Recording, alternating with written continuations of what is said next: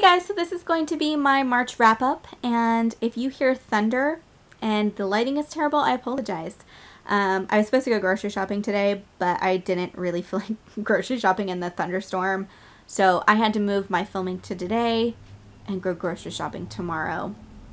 So I apologize if you hear the thunder or the rain or the lighting changes or is yellow. It happens. There's nothing I can do without the natural light. So the first thing that I want to talk to you guys about this month is my car. I was able to make a payment to guarantee that my car is going to be paid off this year. I am not going to put a deadline on when it's going to be paid off because I know myself, and I know if it's not going as planned, I will beat myself up. I get anxiety and I get really stressed out, and it's not good for me to set a specific deadline for things like this. So all I'm telling myself is this year my car will be paid off. In a perfect world where nothing goes wrong, my car should be paid off in a couple of months, and then I'll be able to pay off Aaron's car soon after. So both cars will be paid off this year. Now, in a realistic world, things come up, things happen, and you're not always able to make the payments you think you're going to make. And that would mean my car will be paid off at the end of the year and Aaron's car paid off at the beginning of 2018. So either way, my car is getting paid off this year. It's just when, I don't know, and I'm not going to stress about it, though I hope sooner rather than later. I was able to read 2 books this month, and the first book that I read was Red Hill. I borrowed it from the library, and I honestly wasn't impressed. I've read a few books by Jamie McGuire, and I've liked the ones that I've picked up before, but this one just really disappointed me. I did not have any fear or anxiety for these characters. It is a zombie apocalypse book, so I was really expecting that, and I didn't get anything. I was not scared for the characters. I was not scared of the world. Like, it just, I really did not get any emotion there, and that was really disappointing. The other thing that kind of frustrated me is because there's character jumping, you already know what's going to happen to another character because she rewinds the story. So each one of these characters, their stories intertwine. So each chapter you're reading about a different character. So you're reading about, you're reading character A's story, and then once you move to character B, you realize that, oh, character B did this, that, and the other in character A's eyes. So you already know what character B was going to do. Hopefully that makes sense. Because you're reading one character, you already know what's going to happen with the other character, even though you don't know who that character is. But once you figure it out, you already know the rest of that chapter. Hopefully that makes sense. I feel like it's very confusing, and that was a big reason why I didn't like it.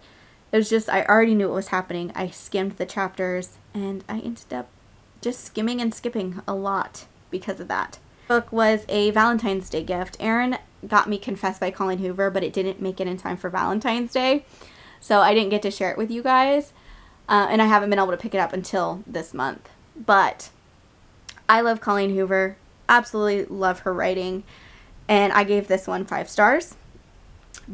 I finished it in 3 days. It was that good. Now, I would highly suggest you read Colleen Hoover books. But if you're easily triggered by real life situations, I don't recommend you pick up any of her books. And the reason I say that is because she writes about alcoholism, domestic violence, infant death. She writes about real life situations. So if you're easily triggered by certain things, I don't suggest you pick up her books. That's just my personal opinion on that. But if you are like me, like the relatability of real life situations, especially certain ones that I've gone through myself, she's definitely one to pick up.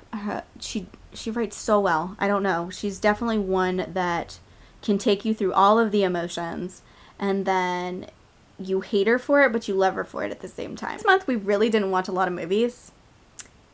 We just really didn't have time.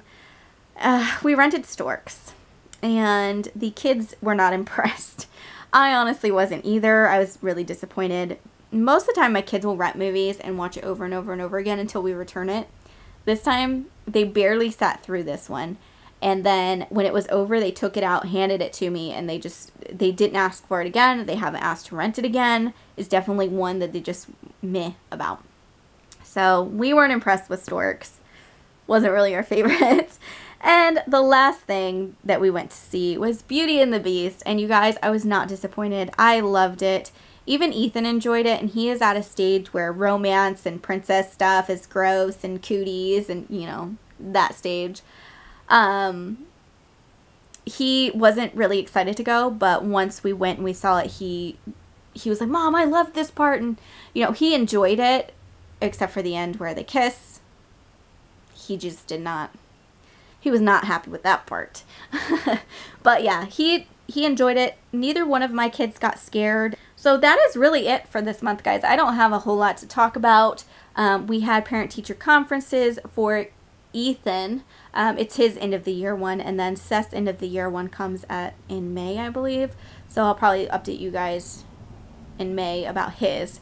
But Ethan is at a 3rd grade level, and he is ending 1st grade. So that is awesome. She's pretty much given us material or ideas to work on him with over the summer to continue his progression. I really loved his teacher this year. I am honestly sad that she can't be his teacher for the rest of his life because she really gets him, and I don't know, I wish she could be his teacher for the rest of his life, but reality is he's going to have a new teacher next year, and I'm hoping that she, you know, works with him like his current teacher does.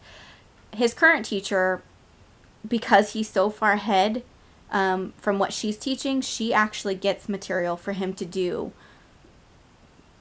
so that way he is not bored and he's continuing to be challenged with everything that he is doing. So he is at 3rd grade level. And then there's even some stuff that some of the testing has suggested that he do 5th grade level stuff, which I'm not going to do. His teacher said that, you know, not to push him that far, but that he probably could do it. But we'll start with like keeping him at, you know, the 3rd grade level over the summer, so that way when he goes into 2nd grade, he can progress with that teacher, and then we can get a better idea of what we need to do throughout the year. That's going to be it, guys. Hopefully you didn't hear too much of the thunder. It seems to be rolling in pretty good now. So I'm going to end this vlog, and I will see you guys next month for April's wrap up. But now I need to go fold some laundry, wash up lunch dishes, and get ready to go get the kids from school in a few hours. So I will see you guys soon. Bye!